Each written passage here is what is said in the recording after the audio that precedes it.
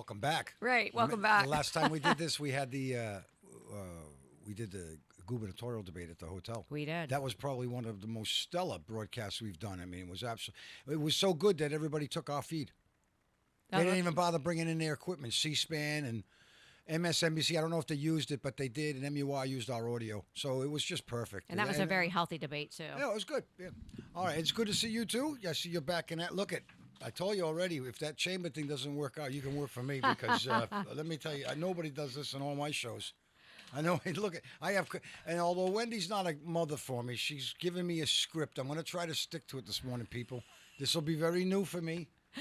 But I'm going to try. And we are live at Nashua Public Television. So if you're in Nashua, you want to watch it on Channel 6 Comcast, you can. You can watch it online anywhere in the world at nptv6.tv. You can listen over the air at WSMN AM 1590, 95.3 FM as well. So we're everywhere. And this young lady's up early this morning here inside the studio. Is your first time here?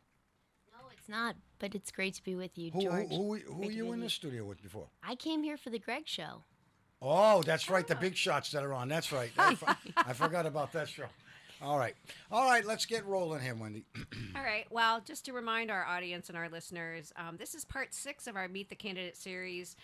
Today is our final session of the Meet the Candidates, and we are hosting first Democrat Maggie Goodlander, who is in the studio with us, followed by Republican Lily Tang Williams. The format is just a discussion between myself, George, and the candidates. We will be asking questions, kind of going back and forth. Yes, George will not skip to the script, but that's okay. I already knew that. I just, it's my little agenda. I just feel better. You know what I'm talking about. You're a fellow lawyer. We like to write everything down. If y'all missed any of our previous shows, you can catch us on NashuaChamber.com under events. And back to George.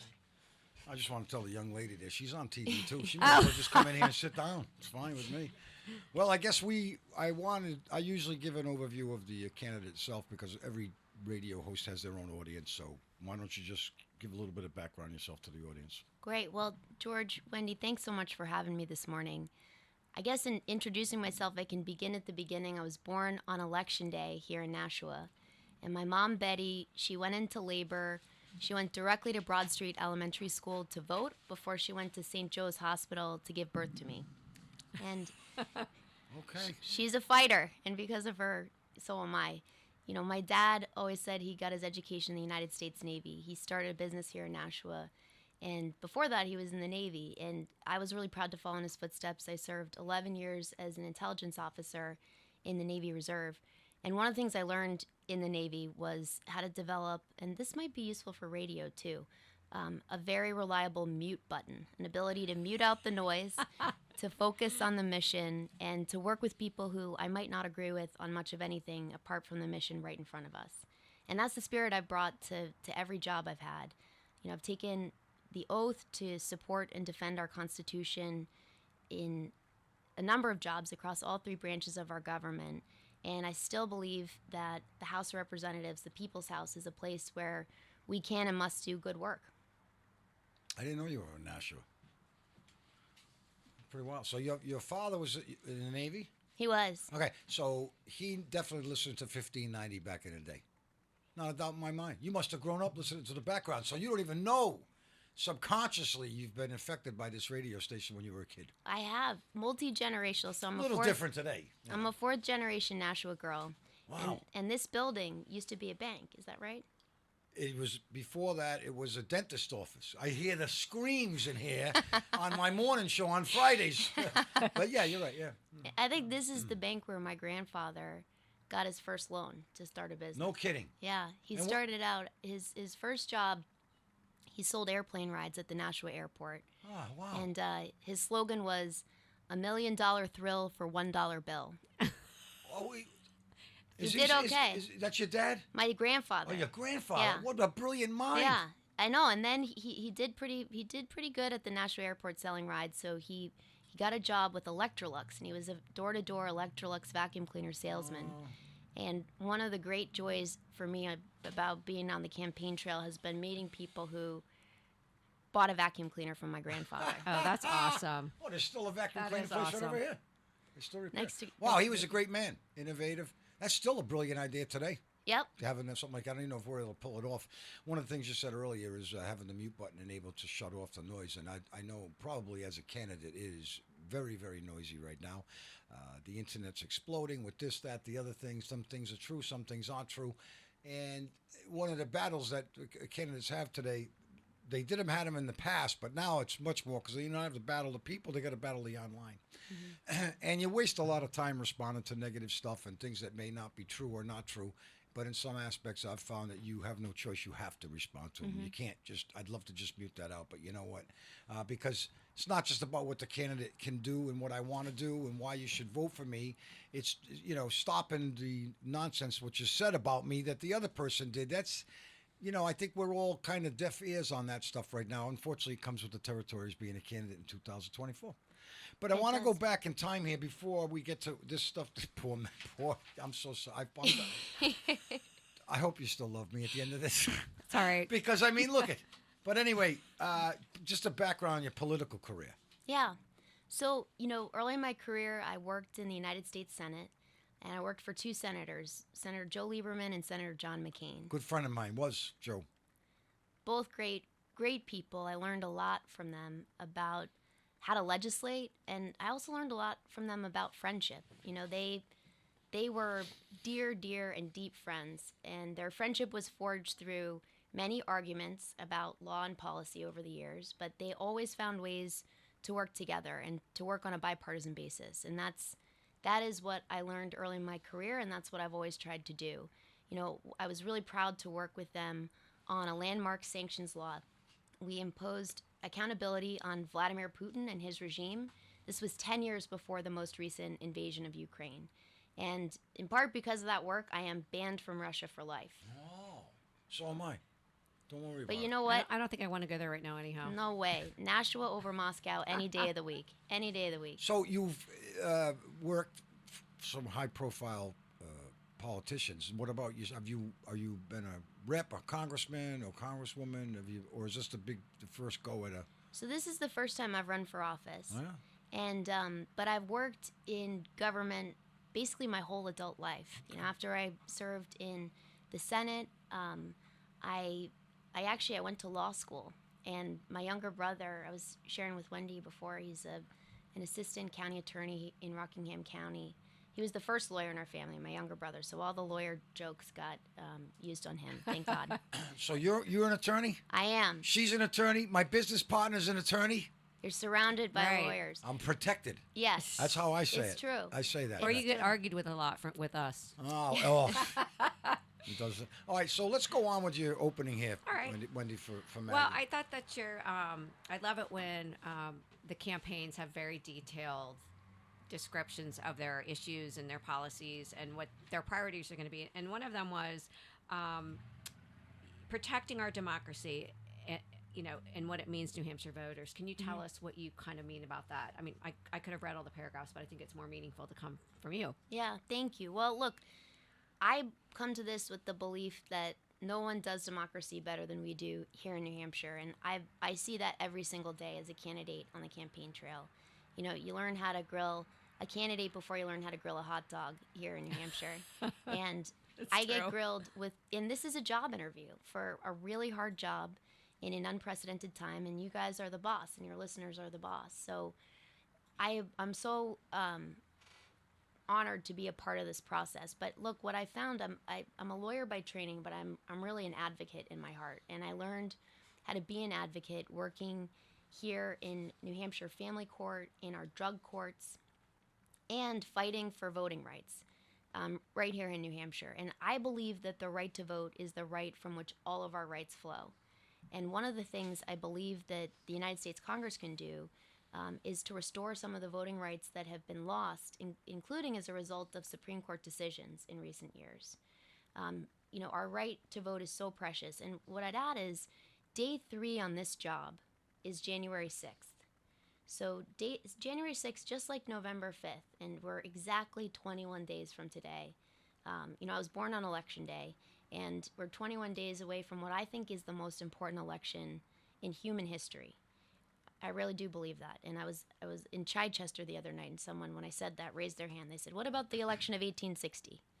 I So that was also a very important election, but this one is too, because what we have right now is a choice between, especially at the top of the ticket, what we have is a choice between a candidate who wants to protect our democracy and a candidate who has said he would terminate the Constitution and be a dictator on day one.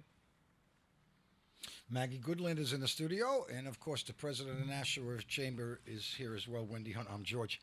All right, so I get the tough questions. How much money has your campaign received from the DNC? As far as I know, we haven't received any money from the DNC. That was a question from. So some of the questions that will be fitting in between our questions are from chamber members, and I think the theory behind that question was that we're just all tired of the campaign ads. And But I don't why. understand what the problem is here. How many candidates have I interviewed over 25 years? Thousands. And it takes money to do this. Right. There's no doubt about it, because you can't reach places without it. Radio, I think everybody thinks that we're a public radio station and everything we do for free. We don't. We're not supposed to. There's advertising, there's things like that there. And if there's Republicans or the Democrat committees, and they decide to put money behind a candidate, what's the problem? Right. I think it was the negative ads that people were referring to. It doesn't make any sense. Anyway. Right. Okay. Very good. Can I just say one thing? The field for the worst Supreme Court decisions in American history, it gets more competitive every single year. Sometimes it gets more competitive every day when we're in the month of June. But one of the worst Supreme Court decisions in American history was the Citizens United decision, which unleashed and opened up a Pandora's box for far too much money in politics. And I agree with you. Look, we've got to run a campaign. I'm a first-time candidate. I'm trying to introduce myself to your listeners, to the voters. It takes resources to do that, and we've seen that throughout our history. But I really believe campaign finance reform is something that will strengthen our democracy. This is part of what I believe it means to protect our democracy. I think most people would agree with that. Absolutely. Well, look, you want to drive a Lamborghini, you need to find the money to drive it. You can think about it all day. You want to run for office, the first thing you need to think about is how we're going to pay for this. Right. I didn't make the rule. It's Without part of the personally game. bankrupting yourself. But we can rewrite the rules by responding to Citizens United. Caps. There's all sorts of crazy things we can think about that probably will never be implemented. But yes, everybody receives this amount of money, and then, whoever's wise enough to use it, that's how it should be. Can it be changed? No, that's the way it is right now. And you need a bucket load of it, unfortunately. You do. And I've felt that firsthand. We've had to work really hard to raise the resources to run this race. Go ahead, Miss Hunt. All right. Another topic that interested me from your website, it was that you have led the unity agenda for the nation centered around solving big challenges that unite all Americans and matter deeply. What can you tell us what that entails? Sure. So the president launched, when he took office in January 2021, he said he would be a president for all Americans, including those who didn't vote for him. And one of the expressions of that commitment, which is such an important commitment for any elected official, to be a representative for everyone, no matter what, whether they voted for you or not. Such a core American idea that until recently was never seriously called into question. But, I was really proud to help lead the president's unity agenda, which is rooted in a really simple idea that we can still come together as Democrats and Republicans to tackle the challenges that unite us as Americans. And we had 5 big pillars for this agenda, issues that I hear about every single day on the campaign trail. Tackling our opioid epidemic, our mental health crisis here in New Hampshire and across the country, fulfilling our sacred obligation to veterans, holding big tech companies accountable, including to keep our kids safe online, and to address the risks and the opportunities of artificial intelligence. And then finally, ending cancer as we know it. So 5 really big areas of American public life. The simple idea is we can still come together and tackle these challenges as Americans. And, we passed 400 pieces of bipartisan legislation to advance this agenda. And I'm not talking about the naming of a post office, although that does require an act of Congress, or a bill called the Refrigerator Freedom Act, which is a real bill that was prioritized by House Republicans and got time on the floor. God help us. This was the PACT Act, the most significant piece of legislation to give veterans access to health care that's been passed in my lifetime. The Bipartisan Safer Communities Act, which put 14,000 mental health professionals into American public schools.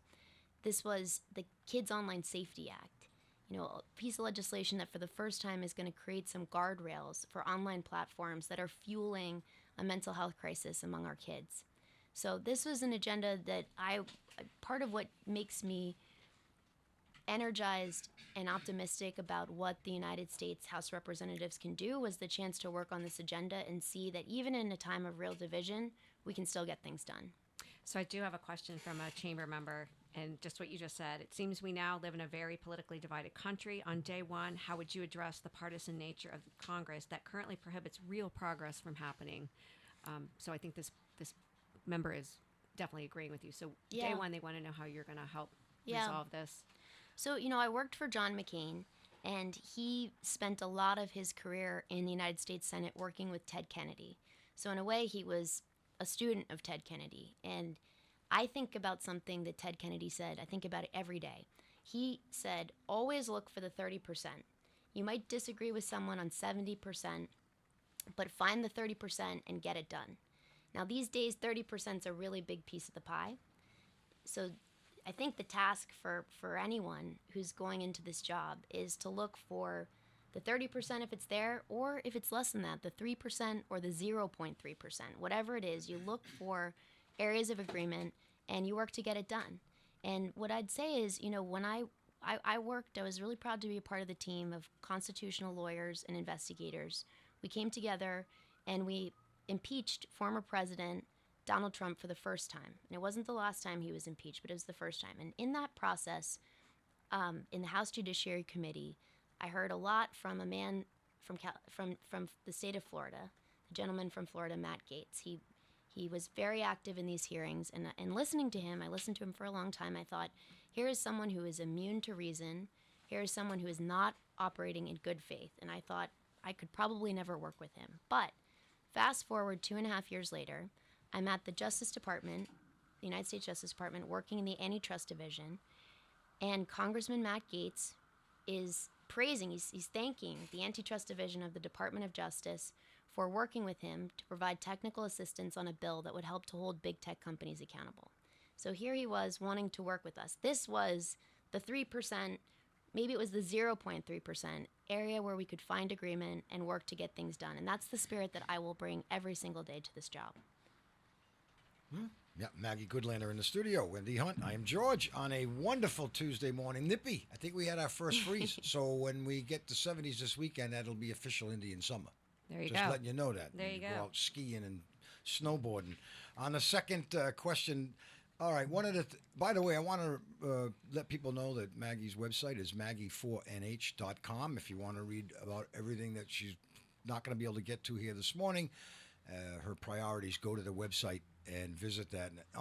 In your website, Defending Our Freedoms, which I'm looking at right here as well, your campaign website says that if elected to Congress, you will fight to restore, defend, and expand your basic freedoms, from the freedom to access the reproductive health care you need to the freedom to live as your authentic self. So, and in the black here, is this basically all about, abortion, or is it, other things? Freedom is a lot of things. Yeah, it is. Well, look, we're the live free or die state, so freedom is at the center of how we think about the way government and, our public life should work. Right now, New Hampshire is the only state in New England without any legal protections for abortion access. Planned Parenthood has been defunded in the state, and earlier this year, a 15-day abortion ban was introduced in our state house. So we are an outlier. And look, what I saw 2 years ago when the Supreme Court ripped away a fundamental right, overruled a long-standing decision in Roe v. Wade, ripped away a fundamental right that's so core to gender equality in this country, that's so core to the freedom to make some of the most difficult decisions a person could make, if, when, and how to become a parent. And my husband Jake and I very much want to become parents, but it is a very difficult time to do that right now in the United States, in part because reproductive health care has become harder to access for women than ever before.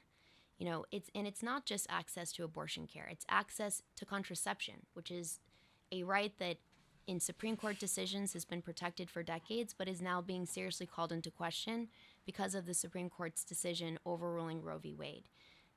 Same goes for access to IVF. I meet people every single day on the campaign trail who have relied on IVF to start a family or to grow a family. And this is a right to basic health care, and I believe it's core to the freedom to make the decisions that are some of the most consequential and profound decisions a person could make. So the IVF is not covered by every type of insurance, is that correct? That's right. I remember years ago, I don't think my cousin will mind me sharing that, it took them several rounds, and I know that it was all out of pocket in the tens of thousands of dollars. That's right. It took a long time. That's right. I mean, one of my core commitments is to make the full range of healthcare services that a person could be looking for more accessible and affordable. And that was a person who had very good insurance, by the Yes. way, not someone who has no insurance. That's right. And so does this also cover like breast exams and things like that, the mammograms and all? Yeah, cancer screenings is one of the core things that Planned Parenthood, for example, Planned Parenthood facilities around the country provide for patients. When I was in the Navy, I needed to get a cancer screening, and the only place I could get it was at Planned Parenthood. So this was to fulfill a requirement I had in the United States Navy. Interesting.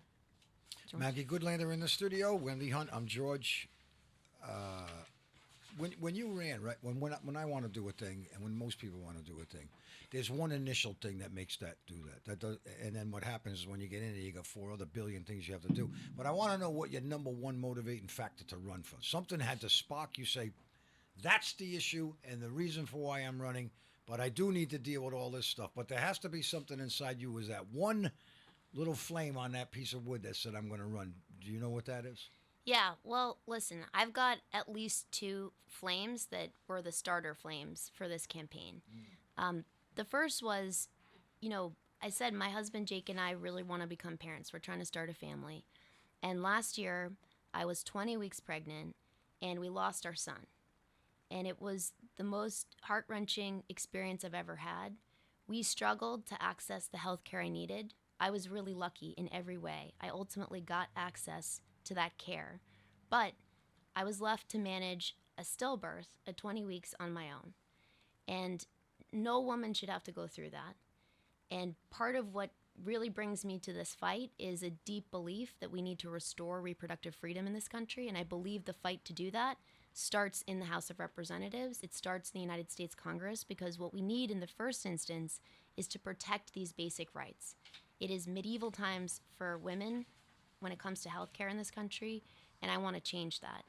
But the other thing that brings me to this race, I worked during the Biden-Harris administration in 2 jobs where I was thinking really deeply every day about changes that Congress could make to make life less hard for hardworking people across the state who are feeling a lot of pain right now. They're feeling the pain of high prices at the grocery store, at the gas pump, at the pharmacy.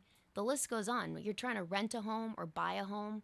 People are feeling the pain of high prices. And one of the drivers of high prices, what I saw at the Justice Department working in the antitrust division on the front lines of the fight against corporate monopolies who are jacking up costs and making life harder for hardworking people, is that Congress can really do something about this.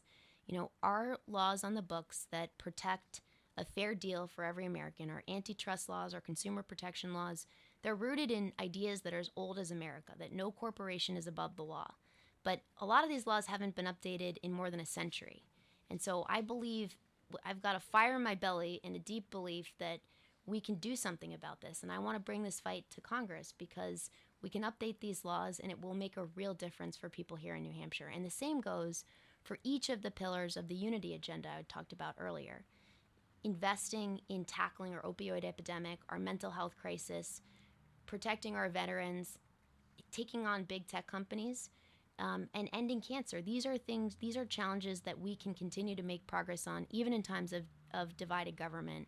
And that's exactly what I want to do. And it would be the honor of my lifetime to represent this district in the United States Congress. Well, thanks for answering that. Such a personal thing, That's heavy Thank stuff. you. It is. All right, Wendy, go to the. Well, one question is about the Second Amendment, and as you know, Granite Staters are very protective of their Second Amendment rights. So I didn't know if you wanted to comment on that. Yeah, you know, Topic. None Sure. of these are light topics. I No. understand that. Like but you know what? this is a job interview. You can't And throw these softballs. I know, and you know what? I really appreciate the fact. I found it frustrating in 2022 when we did a candidate series, and so many candidates didn't want to debate, and they just wanted to do a forum. And some of them were sitting in an office, and I was like, "Well, exactly. You know, this is your job review, or this is your job interview." So Yeah. I very much respect This the is fact the that best and only way that it should be done, because as I had said in the opening, there's too much time. Listen, when we were kids, right? In the day they used to spank your children, when I got spankings because you weren't supposed to lie. Mm-hmm. You were taught not to, and you got two candidates just dead straight with each other. You're lying, and the people are left here to go, which one am I going to Right. believe? So if we continue to put that format, it's going to happen. But when you're talking to them in this type of atmosphere, which is the best, Yep. it's intimate, it's real, and if I'm hosting, you're not getting away with nothing. right. So it's the only way, and then the listener, which is why we're so proud of what you've done with this here, makes their own choice, because there are still plenty of people out there that just would love some help with some direction. So why not let the candidate do it uninterrupted? And we're not here to accuse them or not accuse them. Let Right. them take the time to talk about who I am and why you should vote for me. I mean, if we went back to that stuff, you'd cut off 90% of the nonsense. I just believe that anyway. Carry on with your question. Well, can I just say I agree with that too. We're all exhausted by the fighting, by the finger pointing, and so thank you for having me on this morning and for asking good and tough questions, because that's what this is I all haven't about. started yet, okay, Maggie? Take Yeah, I it know. easy. Believe me, George. This is just I a know. warm up. Believe me. Unlike so the funny thing is, unlike what they teach you in law school about stick it to them or whatever, I also wear my chamber hat, which is we try not to make people mad, and you're always gonna. So we, on the other hand, you're sometimes you do, but it is well. I would just use the expression: you try not to piss anybody off. My mother up in heaven's going, "Don't use that You're not word. gonna Don't do it. use that word." You're not going to do it. They don't care who you are, especially if you're a guy or gal that does a radio show. Right. I Well- mean, Mother Teresa could do one. She's going to get criticized. If you're on enough, someone's going to criticize you. Someone's going to say something. They don't like it. Don't like your accent. They don't like it. Whatever it might be. But the political process, which people have lost faith in, is one of the things that I've helped to try to restore by letting people know how it works and to exercise it, because it's forgotten. And you can tell by our voter turnout, people have tons of reasonings for why. I just believe people have lost faith in the whole thing, Hey, you get elected, you're off on your own, you do what you want to do, you're not going to listen to me anyway. Well, you know what? Have you tried the political pry? Have you emailed the candidate? And hey, this is one of my concerns. I don't know how many people have, but we have to get back to that. You're representing this state, Yep. and not just one aspect. Tons and tons. You've hit a lot of the topics, but they're all the same. There are some different ones, and Nashua is one of the things that's on focus as well. Don't know if it's in there, but I'm going to jump to it right away. And that is major funding for rail. And at some point in time, in 2000, whatever, it needs to be done here without a burden to the people here. That's right. Washington needs to pay for a rail service. This is a huge priority. And look, government is a team sport. It operates at the federal level and at the state level. And, right now, what I can tell you is for my part, I'm going to fight with everything I've got to get commuter rail here to Nashua. It will make a huge difference. We know this. And we've got to get on board folks here at the state level, some of whom have not been convinced that this is the right thing for Nashua or for our state. It certainly is. And one of the things I can tell you, as a member of Congress, sunlight is one of the most powerful disinfectants in government. It's why I would love to come on this show anytime, because asking the right questions and getting your answers is part of what this job entails. But I really believe that the more we focus on why commuter rail will make such a big difference here in Nashua and continue to make the case, the more progress we're going to see. And I will be a dogged fighter for this cause. Well, you know, one of the criteria that come with BME on the radio here, Maggie, is that when I have your cell phone number, and when you do get elected, you're on call. You got it. When I'm live, hey, we got a problem here. You know, and that's one of the great things that we've done forever, is because people feel like, you know what, once you go, we'll never see or hear from you again. And you know, that's not a lot on them. I mean, they're getting pulled in 4,000. You wouldn't even imagine how many directions. But yes, one day I do see rail here. And people do not know the advantage of it until it'll be there. And one of the things for defenders, we've had so many people in here that are for it, against it, and whatnot. It all comes down to money. And it was that every time we go to a committee, we could take the Broad Street Parkway, that is now Veterans Memorial Parkway here in Nashua. How many years did it take to finally get that done? But every time a committee went to study it, boom, the price went up. Right. So every time they're doing that with rail, the price is going up. So some of our executive councilors, Mr. David Wheeler, to name him straight out, I'm not doing this. I'm not voting for this again. I'm not doing this because of the money. There's going to be money put on the people. Well, we got to find a way where that does not happen. And then what's he going to say? You still not against it? It needs to be done. It's 2024. They have rail in places north of Milo, Maine, that got 3 people living in there. You know, Nashua would benefit from it because if you've been on the roads lately, they got less traffic is on those highways. There's more. So buses. Look how many times people go take those buses to Logan. Exit 8. Every morning they're packed. Well, that's a whole separate topic with the Manchester Regional Airport. Well, it's. Well, let me just speak on rail for a minute.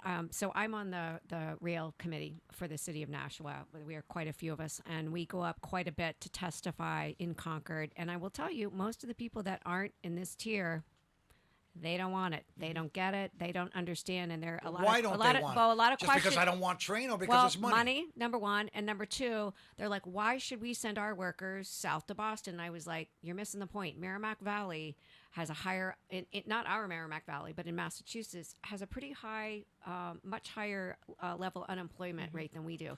And those workers could be coming into New Hampshire. So it wasn't about the exodus, although that would, help us with tourism as well.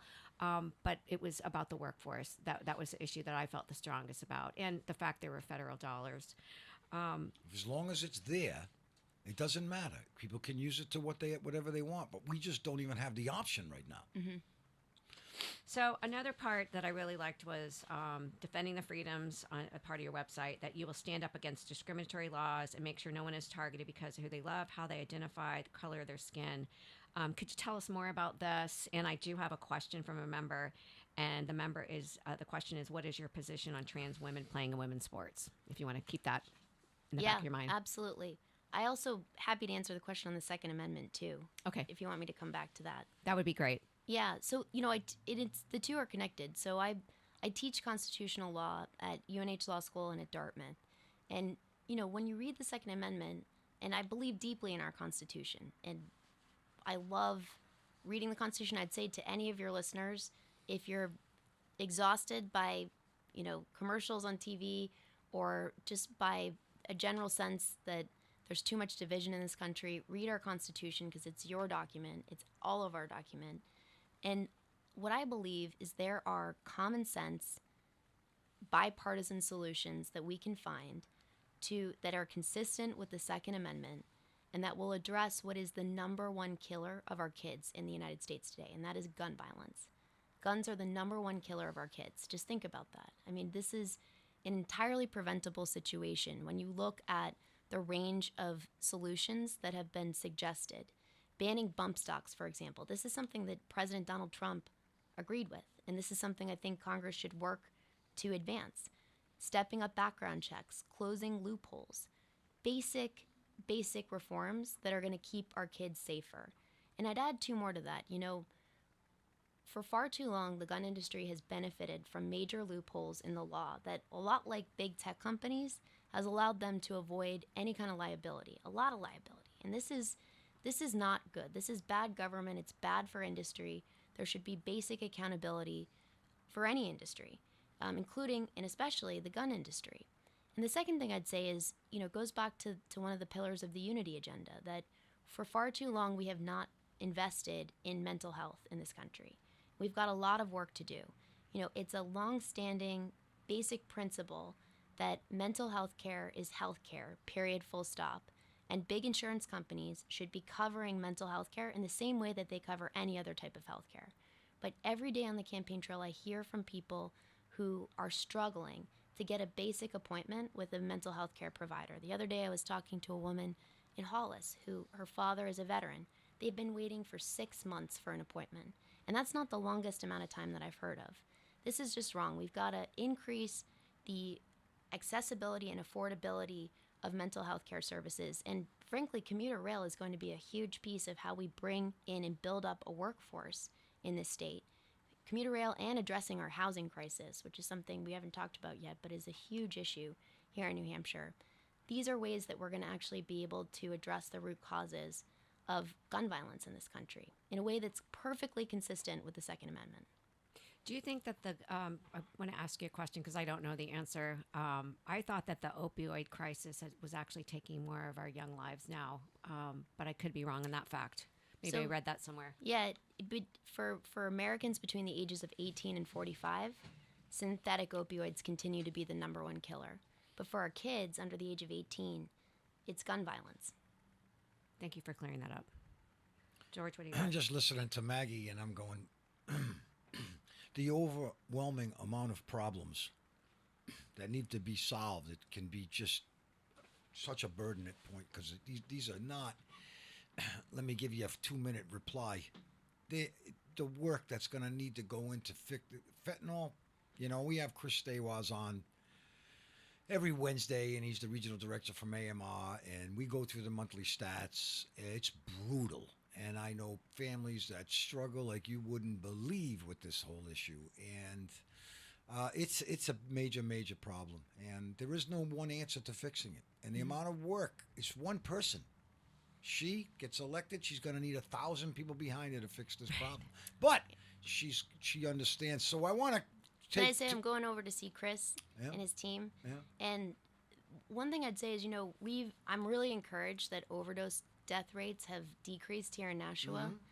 It's, I think, a testament to the hard work that's being done all across the board at every level of government. The federal government has its role. The leadership here in Nashua and at the state level has been something to really applaud. But it's a team sport, so I'm definitely not alone. And that's part of what makes our government great. Right. Let's go from her take on Second Amendment and guns. We're going to take that over, and I'm going to put the two of them together, and let's go to illegal immigration. Okay. I mean, we don't need to go through the numbers, but you can if you want. No. It's millions and millions of undocumented people coming in. I'd just like to ask you and lead you forward in your thinking, saying, well, you haven't said, as Barack Obama and everybody else, that the right will continue to say this waving this flag that you're coming to my house and you're taking my guns away. I don't think they could do that in your family or the way you are forever because of where you were brought up, number one. And what you're saying, and I'm going to put words in your mouth, you'll correct me, is are you also the same feeling about that when it comes to illegal immigration? Bringing people into the United States is a good thing to do, but doesn't it need to be vetted and done properly, just like what you're saying with the guns, same thing? Can't have one without the other? Look, I believe the rule of law is so fundamental to American public life. And look, we are a nation of immigrants. My great-grandfather came to this country more than 100 years ago. He left violence in northern Greece. He came through Ellis Island. He didn't speak a word of English, 16 years old, all by himself. He got a job as a dishwasher at a hotel in downtown New York City. He earned enough money to negotiate for a better wage and earned enough money to make his way to Nashua, where he built a farm, the family farm. I grew up down the road from the farm. But look, at that time, we had immigration laws on the books and a system that was ready to meet that moment. That was more than 100 years ago. Today, our system, as you said, it's overburdened, it's underfunded, and it's not delivering the kind of justice that we need it to be delivering. So that's why early in my career, I mentioned I worked for Senator McCain. One of the things I was really proud to work with him on was a bipartisan, comprehensive immigration reform and border security bill. So this was 11 years ago, and no one thought we could pass this bill through the United States Senate. We worked really hard. We did what everyone said couldn't be done. We got it through the United States Senate. One of my early heartbreaks in government was this bill didn't make its way. It didn't pass through the House. But it's continued to be a framework for the future. And, just earlier this year, another bipartisan group of senators, led by a Democrat and one of the more conservative Republicans in the United States Senate, came together again, introduced a comprehensive bipartisan immigration reform and border security bill that the president and vice president have said that they want to sign into law. And there is one reason why they haven't done that, and it's because former President Trump has concluded that immigration reform is not in his personal political interest. And so he stood in the way of that bill, and it's a real detriment to the American people. He is standing in between the American people and the immigration reform that we need and deserve. And so this is part of the reason why I believe we've got to take back the House on November 5th so that we can bring about this kind of immigration reform that I've worked on for more than a decade. And that is something that the American people deserve, because it goes back to what we said at the beginning.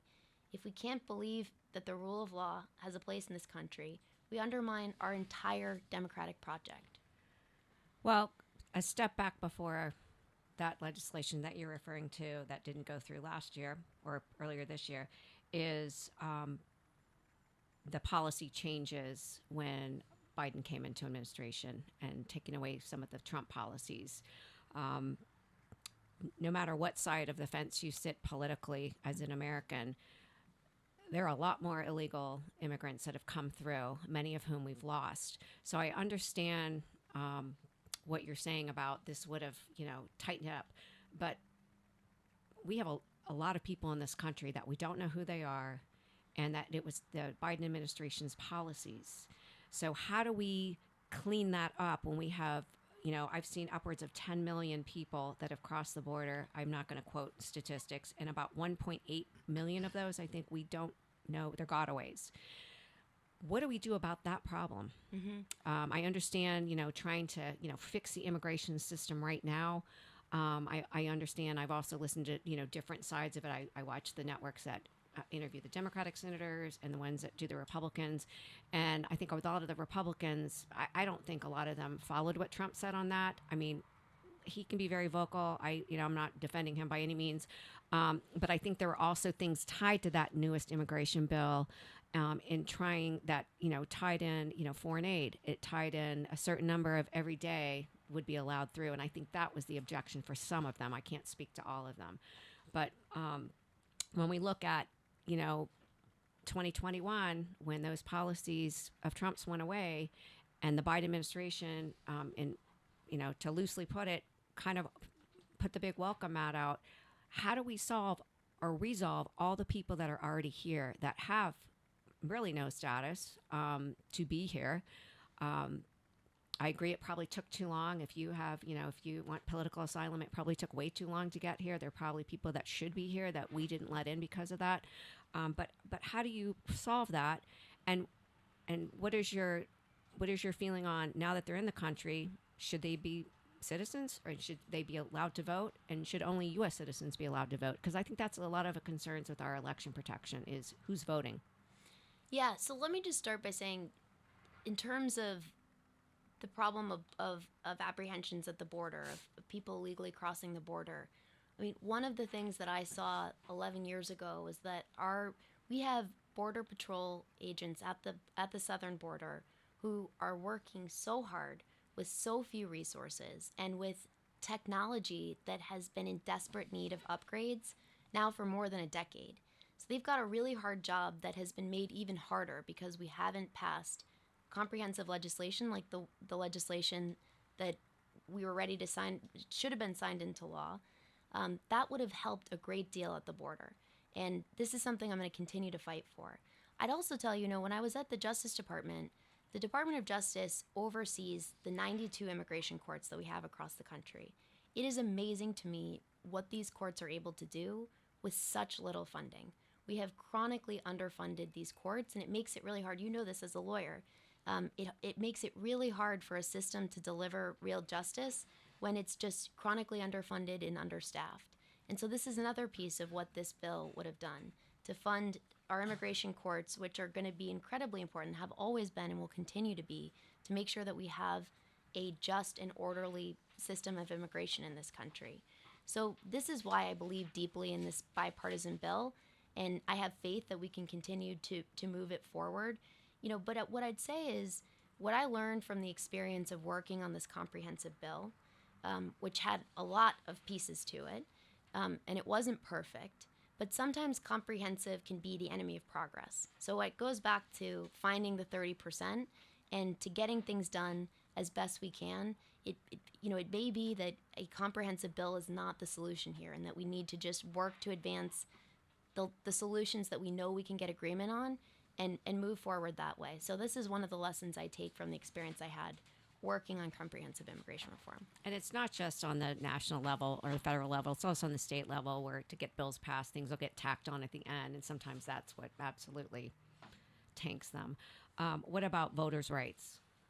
Yeah, look, I think that what we have here in New Hampshire, when I say no one does democracy better than we do, part of the reason for this is we have such a strong network, and I've, throughout my career, I've spent time as an election protection lawyer, observing our elections, observing our recounts, really getting to see up close how our nonpartisan election officials operate here in New Hampshire.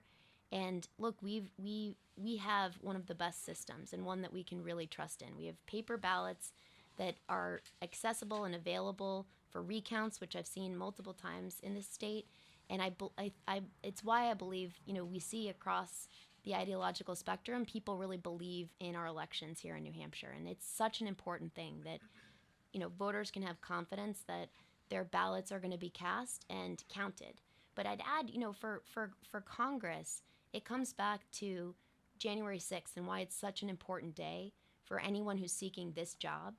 It's because in order to make sure that every vote that's cast, eligible voter that casts a ballot, has their vote counted, certifying the results of this election is going to be incredibly important. And it's something that I believe any candidate running for this seat should commit to fully, because you cannot support and defend our Constitution without doing your job and it's something that was never called into question before 4 years ago. So you are saying, I don't want to put words in your mouth, so you are saying you 100% should be a U.S. citizen to have the right to vote. I think that this question is one that is decided. We our system of election law is the federal government has its part, state and local governments have their part. Those decisions are made at a state and local level oftentimes. We have two systems of election in this country. What about voting in federal elections, though? So in federal elections, I think the Constitution points us in the direction there. So, but this is not an issue that has come up really much on the campaign trail. I think in part because here in New Hampshire, people have real faith and confidence in our system of elections. But on a federal level, where there are 50 states, not just New Hampshire. I think I agree with you. I think New Hampshire does a great job. I volunteered at the polls and they definitely check your ID and everything else. I think it's, in the bigger cities or the other states that the concern on a federal level would be is to whether or not U.S. citizens are voting or not voting. Well, at bottom, our election administration, we have, and I don't, I think we trust local officials and state level officials to make judgments about how our elections work, because ultimately it's done, on a ward, but here in Nashua, it's on a ward by ward basis. So we really entrust on a local level, one of the most precious and delicate parts of our process. But the other thing I'd add is, Congress has provided funding for upgrades to our election system technology, including to upgrade our ballot counting machines. This is under the Help America Vote Act. And a lot of this funding has not been put to use here in New Hampshire, which to me is a really missed opportunity. I think part of the job of being a representative in the House of Representatives is to make sure that every federal dollar that's available here in New Hampshire gets put to use. And this includes updates to our election infrastructure, because we do have a great system, but our ballot counting machines have been put through a lot over the years. Many ballots through those machines. George, what do you Maggie have? Goodlander in the studio, Wendy Hunt on this early Tuesday morning. I'm George. Meet the candidates. Wendy, just 4 more minutes. I know. Are you coming back next week? Yeah, Are the we two meeting I at would 8 have o'clock to next do. morning? The two Let I me would just touch on bang would be- through a few of these, Yeah, okay? Yep. You're going to just have to give us the run off the cuff stuff because it's just too many. But there is very important. And for me, of course, and you've got complaints from Eversource telling me, can you shut that guy up? Well, no, you can't. That's why I'm here. Energy. Yeah. Problem in this state.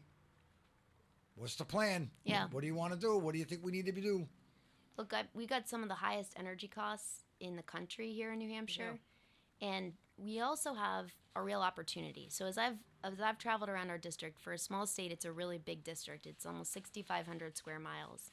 One of the things that I've seen in communities from here in Nashua, north of Dixville Notch, up in the North Country, is the opportunity for New Hampshire and the United States of America to be the clean energy superpower of the world. We have a lot of opportunity here, and it'll do 3 things. 1, it's going to help us lower energy costs. Number 2, it's going to create jobs, and we're seeing this all across New Hampshire, including here in Nashua, where we have a rise in the clean energy economy that is genuinely creating good-paying jobs. It's also going to help us confront one of the existential crises of our time, the climate crisis. And, we don't need to look far to the natural disasters that we've seen, the hurricanes in North Carolina and Florida, to see the incredible cost and human toll. Some of these natural disasters are costing upwards billions and billions of dollars in destruction, and that doesn't count the human toll, just the incredible loss of life and of property. This is a crisis that is not without culprits and without changes that can be made.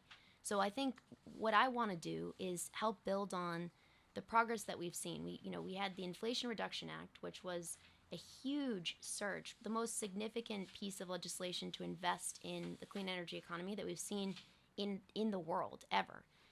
We got to continue to build on that because we're seeing what is possible here in New Hampshire when we really invest in the sources of our strength.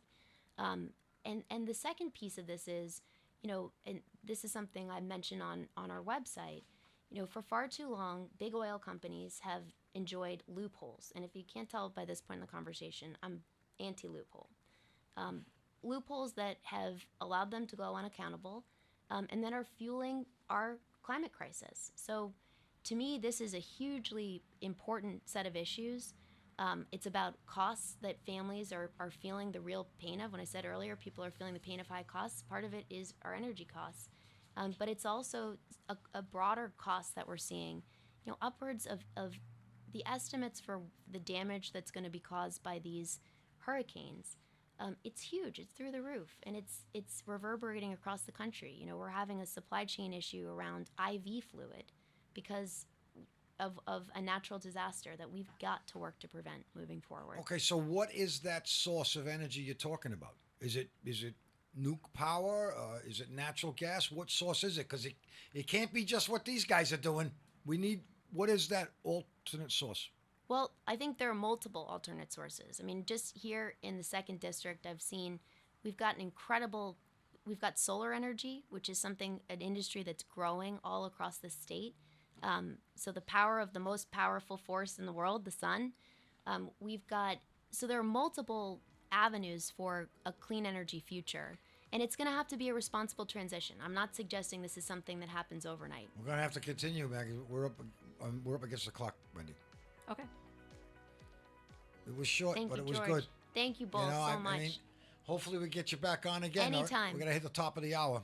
And Lily's next, right? Let me see if All I was here. Thank you for coming in and at least spending some time with me. Yeah. I know you've been on with Maddie and Alicia, which is great, but hopefully we'll have future conversations. Anytime. And anytime you want to address Nashua, you can use the radio to do so. Thank you. All right, top of the hour. Take